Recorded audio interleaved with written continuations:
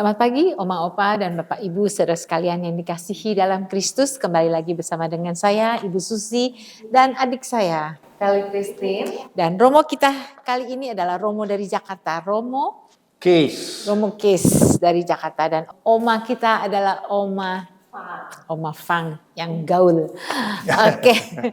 Pagi hari ini kita berkumpul di tempat ini, kita akan dalam acara Oke, hari ini orang kudus hari ini. Selamat pagi semua. Selamat pagi. Oke. Bapak Ibu, Oma dan Romo, hari ini kita akan berbincang-bincang tentang salah satu orang kudus yaitu Santo Fransiskus dari Assisi. Mungkin Romo juga bisa mulai menceritakan siapa sih di balik sosok Santo Fransiskus dari Assisi ini. Nah ini yang kita bicarakan hari ini Fransiskus dari Assisi ya. Tadi sudah di Oma Fang juga Ordo Ketiga Awam. Ya. OFS. Berarti juga pengikut Fransiskus dari Assisi. Lalu sebenarnya itu dia dari mana? Dari Assisi. Negara mana? Negara Italia. Ya. Lalu daerah mana? Itu Umbria. Ya, ini suatu daerah yang bagus sekali, luar biasa, alam indah. Ya. Nah, Fransiskus dari Assisi ini seorang yang luar biasa. Sebenarnya dia itu ya seperti anak muda usia 20 tahun itu ini mau dugem ya dengan teman-temannya. Lalu kemudian itu tiap malam pesta, minum sampai itu mabuk-mabuk juga. Lalu memang dia berasal dari orang tuanya bangsawan ya. Di sini punya rumah yang besar itu. Lalu pembantu-pembantu banyak. Ini ya, dia itu pada usia kira-kira 20 tahun itu dugem dan itu bergaul dengan temannya. Tapi dia mempunyai satu cita-cita yang luar biasa. Dia mau menjadi kesatria. Sebab pada waktu itu kesatrian itu siapa yang mau menjadi kesatria itu dia mendapat kedudukan, gengsi. Ini wah orangnya hebat ya, orang pasti akan katakan demikian. Nah ini kalau kita lihat dari luar ya. Nah tetapi Fransiskus ini setelah itu kepingin menjadi kesatria, akhirnya perang antara Prusia dengan Assisi muncul. Dan dia ke medan perang. Apa yang terjadi? Ini dia tidak itu menang. Malahan itu dia ditangkap dan dimasukkan itu dalam penjara. Lalu coba bayangkan, orang masuk dalam penjara. Dia tidak bisa lagi menjadi dirinya sendiri. Mau pergi kemana saja sudah susah. Tidak bisa. Dia diatur oleh orang lain. Lalu saya mau makan itu umpamanya nasi goreng itu. Tidak bisa. Diatur oleh mereka yang menahan dia. Terus ini dia dari tawanan. Selama 1 tahun. Ini lalu akhirnya dia bebas. Dia kembali lagi ke Assisi. Lalu, ya, Fransiskus tidak lagi seperti dulu. Sudah ini semacam boleh katakan 1 tahun ditawan itu semacam masuk padang gurun ya. Dia dikonfrontasikan dengan dirinya sendiri. Lalu akhirnya setelah itu dia jatuh sakit. Sakit bukan ringan, sakit berat. Dan itu siapa yang pernah sakit itu tahu itu bahwa memang ini dia itu lagi dikonfrontasikan dengan keberadaan dirinya. Lalu sampai hampir meninggal. Tapi syukur tidak jadi meninggal. Mamanya Pika itu memang betul-betul itu menjaga dia. Dan itu merawat dia dengan penuh belas kasih. Lalu itu kemudian dia ke Spoleto. Dan dia dapat mimpi di Spoleto. Ditanyakan, apa yang Tuhan kehendaki daripadaku? Lalu akhirnya, itu dia mendapat jawaban, bahwa kamu mau mengabdi siapa? Tuan atau hamba? akhirnya dia disuruh pulang itu ke Spoleto. Dan terjadi peristiwa yang berikut ini. Suatu hari, Fransiskus berkuda melewati jalan menuju rumah sakit. Seperti biasa, dia asyik dengan pikirannya sendiri. Tiba-tiba kuda tersebut tersentak ke pinggir jalan. Fransiskus menarik tali kekangnya. Laki-laki muda itu memandang ke depan dan melompat dalam ketakutan. Seorang kusta berdiri di tengah jalan, tidak terlalu jauh jaraknya dari Fransiskus. Pucat seperti hantu.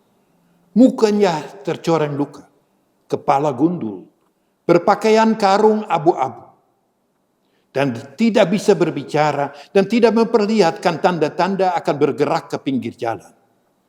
Dia memandang Fransiskus dengan cara yang aneh, menusuk dan tajam.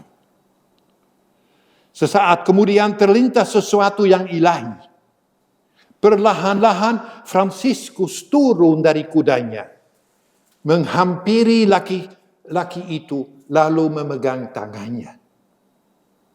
Tangan kurus, seorang miskin, berlumur darah, terbelit, tak berdaya, dan dingin seperti mayat.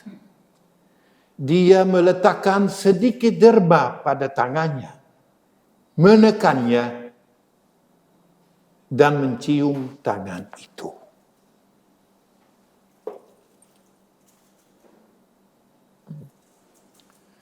Ini salah satu adegan yang sangat hakiki untuk Fransiskus dari Assisi.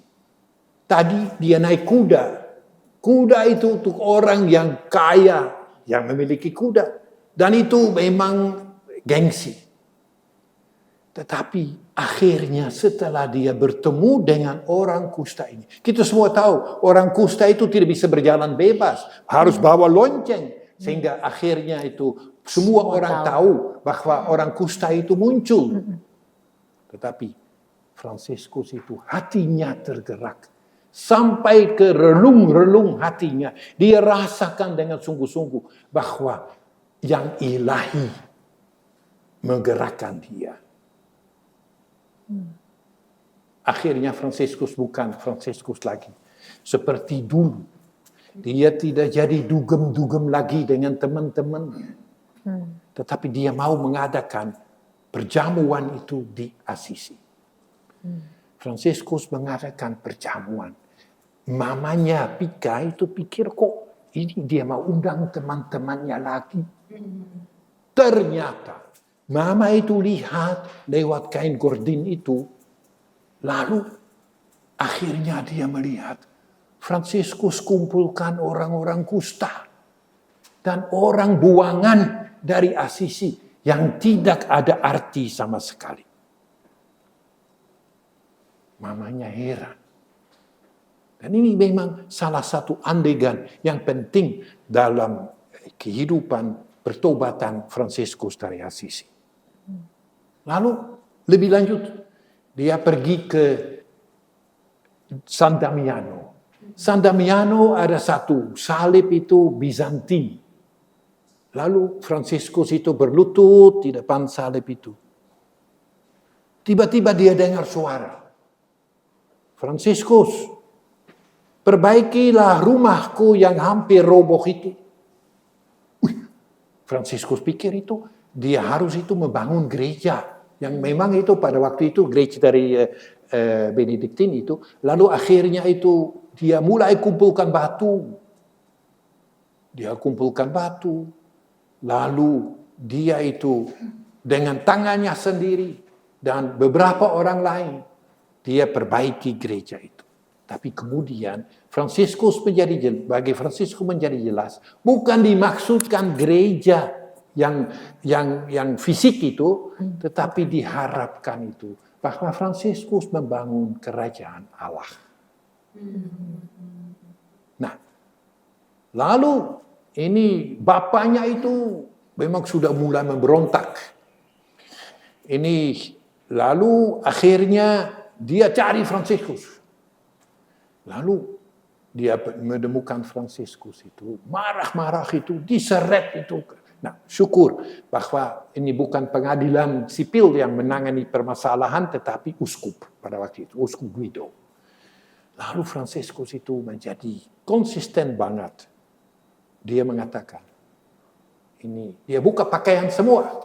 Dan uangnya yang karena dia jual itu kain-kain daripada bapaknya itu, lalu dia dapat duit itu, lalu akhirnya dia itu benar-benar kembalikan semuanya kepada bapaknya. Dan dia telanjang bulat. Itu uskup itu sudah dengan mantelnya itu, dia itu ditutupinya. Lalu kemudian itu Fransiskus bilang apa? Mulai dari sekarang, bukan Bapa menjadi Bapakku, melainkan Allah Bapa yang ada di surga. Dan itu memang semangat bertobatan Fransiskus. Sejak itu, dia mulai betul-betul hidup radikal.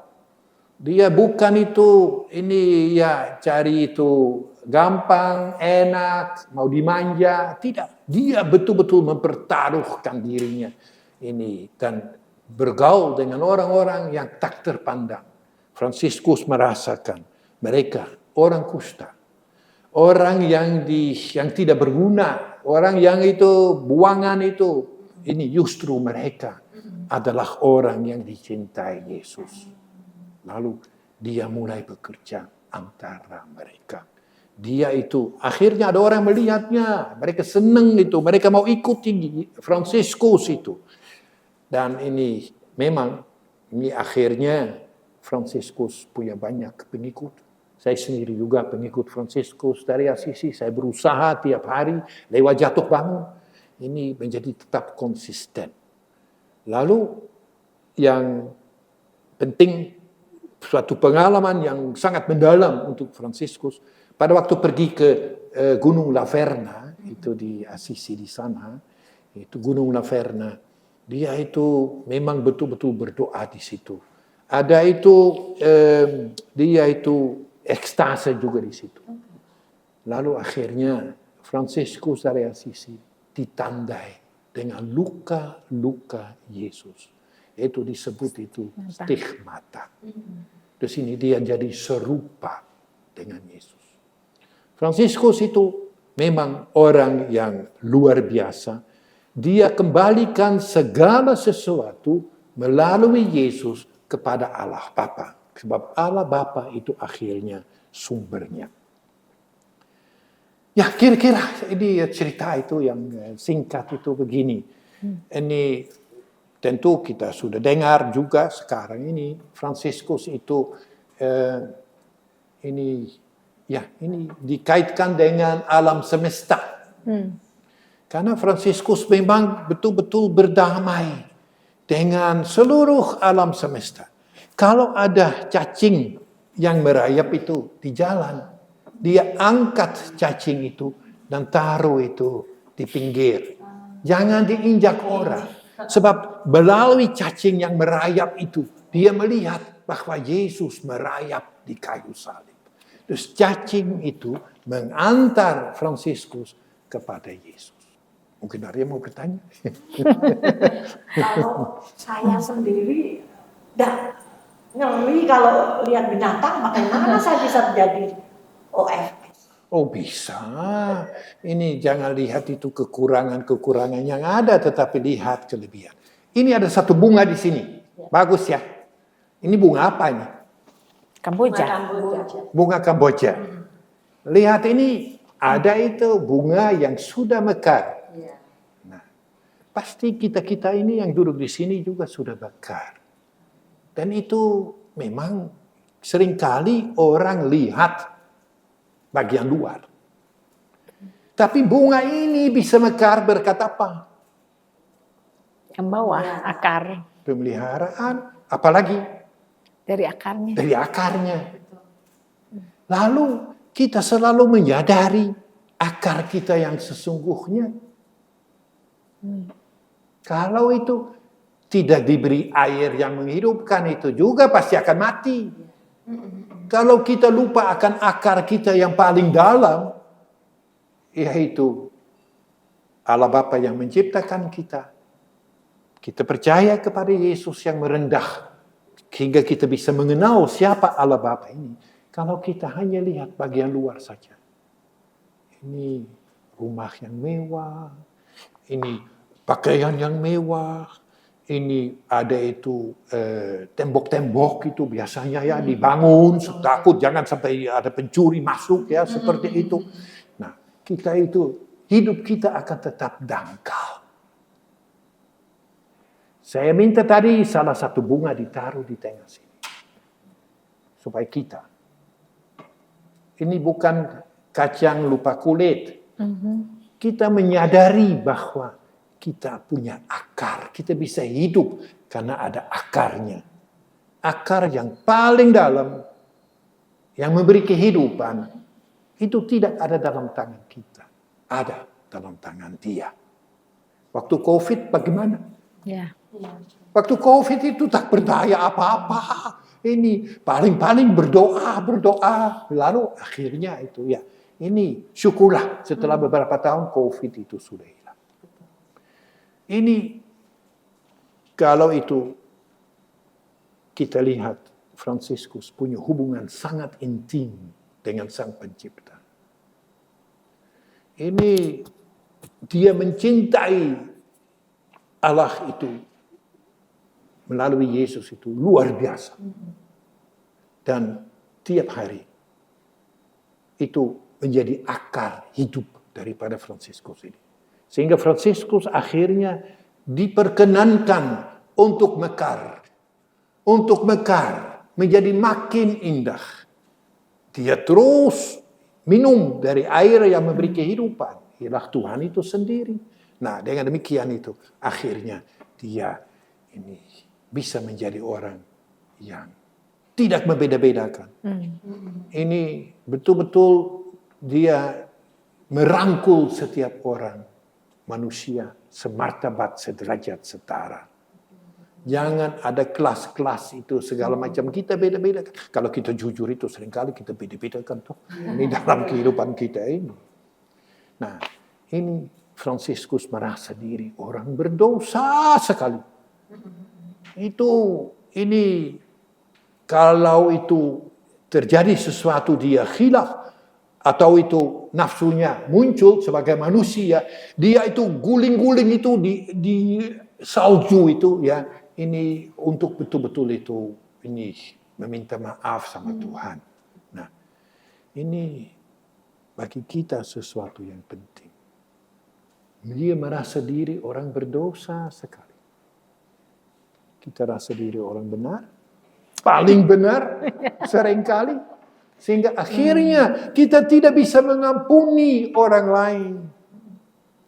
Dan kalau kita tidak bisa mengampuni orang lain, kita akan merana. Ini karena kita manusia, cinta kita tidak sempurna seperti Yesus. Sehingga akhirnya pasti bentrok ya dalam kehidupan kita masing-masing.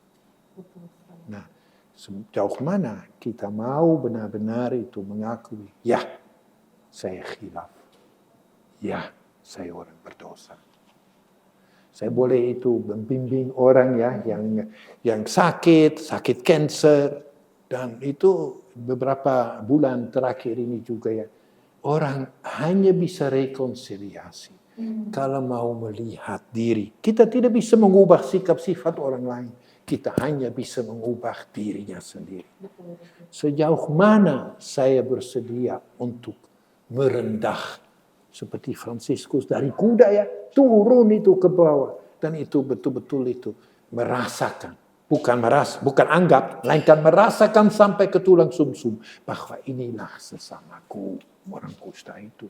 Nah, sejauh mana kalau saya mau betul-betul merendah dan mau mengakui kekhilafan saya, ini Tuhan akan bekerja dengan sangat dahsyat.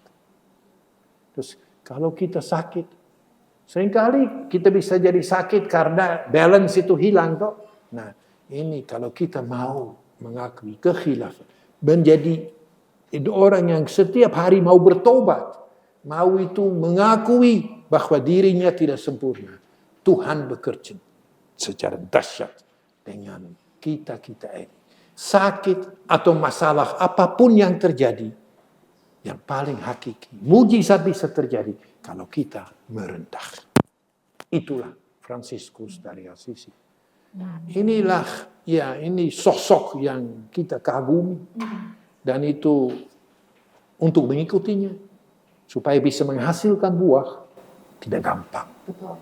Apalagi di zaman yang udah Modern ini, betul. Terus ini kita sendiri seperti Fransiskus juga ya, dibanting ke sini, dibanting ke sana, segala macam. Tidak mulus, puji Tuhan tidak mulus. Kalau mulus jadi orang sombong, tinggi hati, tidak tahu diri. Nah, dengan itu betul-betul jadi itu, ya banyak tantangan yang muncul. Untuk apa? Supaya hati kita dimurnikan. Supaya kita makin serupa dengan Dia yang menciptakan kita. Dan akhirnya, kalau mati, kita tidak bawa apa-apa. Kita hanya itu kembali kepada Dia. Kita bawa apa yang kita buat untuk orang lain.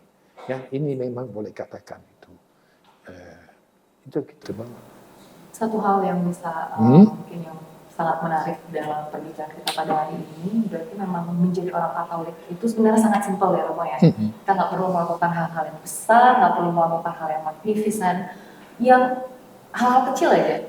Contohnya buat nyiram tanaman atau kasih makan binatang seperti itu sudah salah satu cara kita untuk memuliakan Tuhan.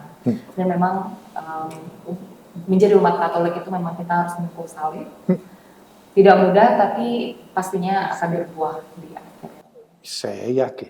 Dan itu menyirami itu tanaman dengan itu bisa menjadi suatu doa. Betul. Dengan itu memandang, ya.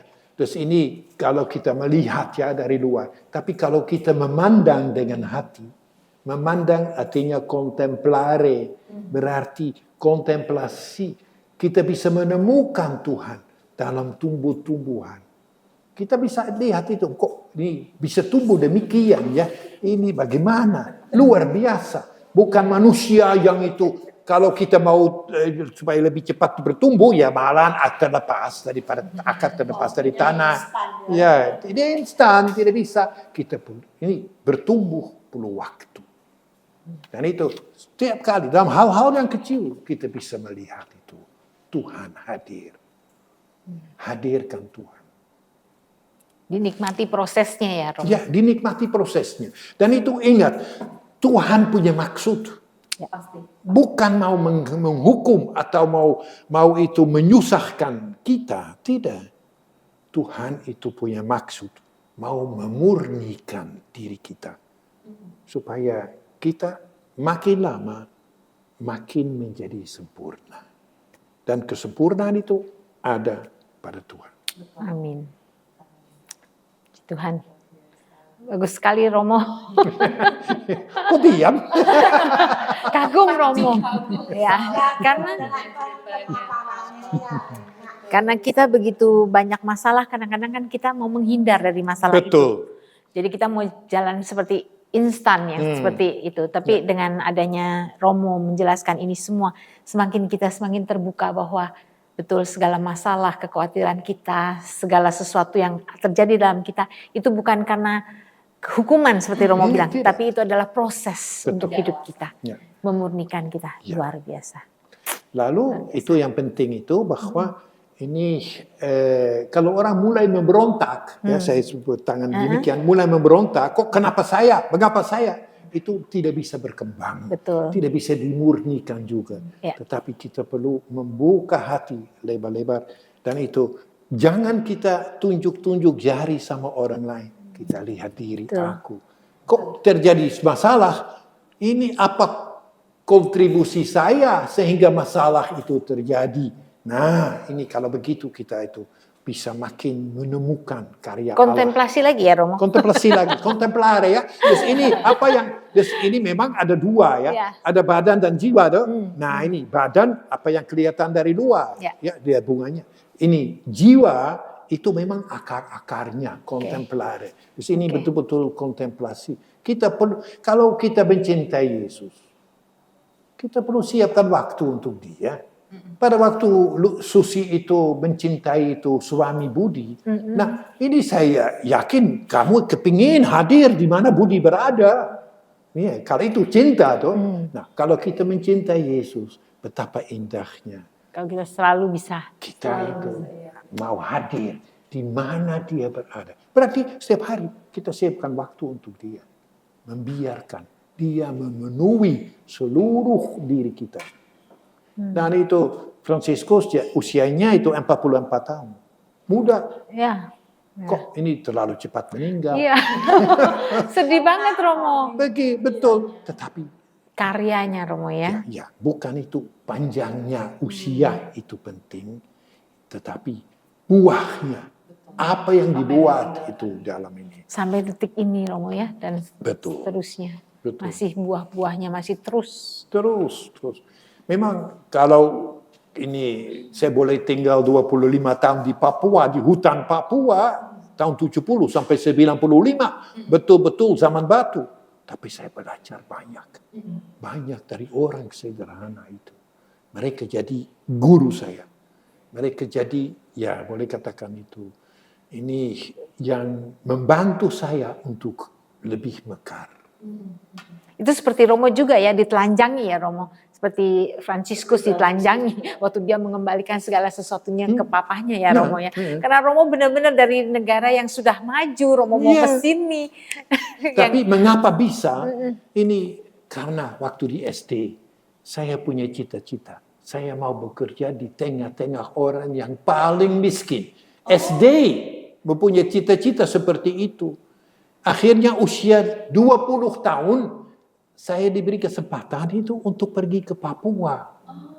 Lalu akhirnya ini waktu saya itu ini berangkat dari Eropa, ini Nederland, lalu itu lewat Roma, Karachi, Bangkok, bermalam di Bangkok, hari berikut itu ke Jakarta. 2 minggu Jakarta, ke Biak, 1 minggu Biak. Kemudian ke Jayapura, 2 minggu Jayapura, langsung dengan pesawat Cessna yang kecil itu diterbangkan ke pedalaman di perbatasan dengan Papua New Guinea. Nah, ini memang betul-betul dunia baru. Tapi di situ saya juga alami artinya setia kawan. Karena DOM, daerah operasi militer, masyarakat dipaksa, masyarakat itu dinodai, masyarakat itu disakiti, dibunuh juga di situ. Tetapi ini mereka adalah saudari dan saudaraku. Dan apapun yang terjadi, kita perlu setia kawan, sungguh-sungguh dengan mereka.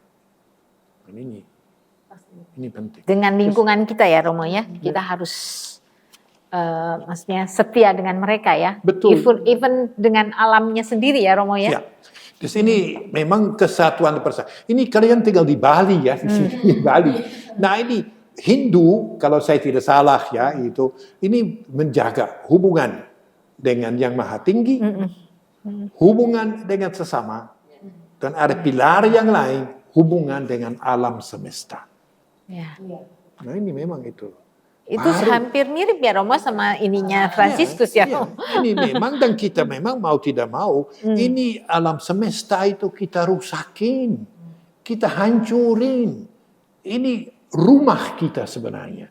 Kita itu tidak itu sediakan sesuatu yang indah untuk anak cucu kita. Melainkan karena apa? Karena ego kita masing-masing. Ya. Akhirnya dunia jadi hancur. Mari kita masih sadari. Waduh, ampun, mea culpa, mea maxima culpa ya. Mari kita perbaiki diri kita bersama. Bergandengan tangan, satu dengan yang lain. Mari kita ini laksanakan bersama-sama tujuan yang luhur dan mulia ini. Oke. Terpukau. Oh, dengan senang hati. Soalnya memang Santo Fransiskus dari Asis itu cukup terkenal. Ya. Jujur aja kan udah sering banget dengar, tapi memang ternyata nggak segitu dalamnya. Ya betul. Mungkin Oma ada yang mau ditambahin atau ada pertanyaan lagi Oma? Ya belum ada. Orang semua sudah komplit ya. Selama ini tidak mendapatkan apa. Romo, satu pertanyaan Romo. Itu Ya. stigmatanya apa sama dengan Father Pio? Ya, Oh ya? stigmata juga Father Pio. Terus ini berarti keserupaan dengan Yesus. Dan itu betul-betul Fransiskus 2 tahun ya dapat stigmata itu. Betul luka itu di tangan, sini, dan di kaki, dan juga di lambung.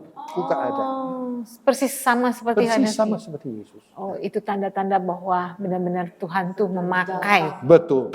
Oke, luar biasa sekali Romo. Luar biasa. Nah, untuk yang bisa mengetahui suara-suara binatang itu. Ya, ini memang Fransiskus mempunyai itu indera yang keberapa itu ya ini. Ya, talenta lain ya. Talenta itu. Lalu itu memang setiap manusia mempunyai talenta diberi oleh Tuhan. Tetapi kadang-kadang kalau itu menyombongkan diri, talenta itu akan hilang. Betul. Terus ini oleh karena itu kita perlu selalu seperti Fransiskus rendah hati. Sadari bukan milik saya, milik bersama. Tuhan itu yang anugerahkan. Dan egonya perlu jangan dikedepankan. Kalau dikedepankan itu, waduh ini susah. Nggak bisa dipakai ya sama Jadi bisa Tuhan. dipakai. Hilang. Karunia-karunianya nggak bisa Betul. masuk ke dalam hidup kita. Tuhan, waktu sudah Asik kan ngobrol jadinya. Udah Masih banyak yang mau ditanyakan. Betul sekali. Mungkin sebelum kita Ini Romo ada apa nih? Udah buka-buka nih. Oh, kita berdoa. Ini untuk doa. Ini Ya, ya. untuk doa. Ya. Jadi mungkin sebelum kita tutup, Romo silahkan. Iya, ini memang saya kira kalau kita berbicara mengenai Fransiskus dari Assisi, kita bisa menggunakan dan seharusnya saya kira. Ini doa dari Fransiskus dari Assisi. Tuhan, jadikanlah aku pembawa damai-Mu. Amin. Bila terjadi kebencian, jadikanlah aku pembawa cinta kasih. Bila terjadi penghinaan, jadikanlah aku pembawa pengampunan.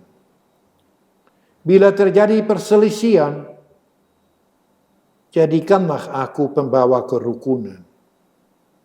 Bila terjadi kebimbangan, jadikanlah aku pembawa kepastian.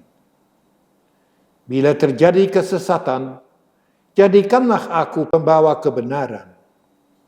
Bila terjadi kecemasan, jadikanlah aku pembawa harapan. Bila terjadi kesedihan, jadikanlah aku pembawa kegembiraan. Bila terjadi kegelapan, jadikanlah aku pembawa terang. Tuhan, semoga aku lebih ingin menghibur daripada dihibur. Memahami daripada difahami. Mencintai daripada dicintai. Sebab dengan memberi, aku menerima. Dengan mengampuni, aku diampuni. Dengan mati suci, aku bangkit lagi untuk hidup selama-lamanya. Semoga Tuhan memberkati kalian dan melindungi kita. Semoga Ia memperlihatkan wajahnya kepadamu dan mengasihani kita. Semoga Ia mengarahkan pandangannya kepada kita dan memberi kita damai sejahtera. Dalam nama Bapa, Putra, dan Roh Kudus. Amin. Terima kasih Terima kasih. Romo, terima kasih. terima kasih banyak Oma. Oke, Sudah kita tutup ya. Oke, baik Bapak Ibu dan Oma Opa, saudara-saudara terkasih dalam Kristus, itulah dia episode kita pada hari ini. Jangan lupa untuk like, komen, dan subscribe di akun Societa Santa Clara, dan nantikan video kami berikutnya dalam acara Oke, hari ini Orang Kudus hari ini. Orang Kudus.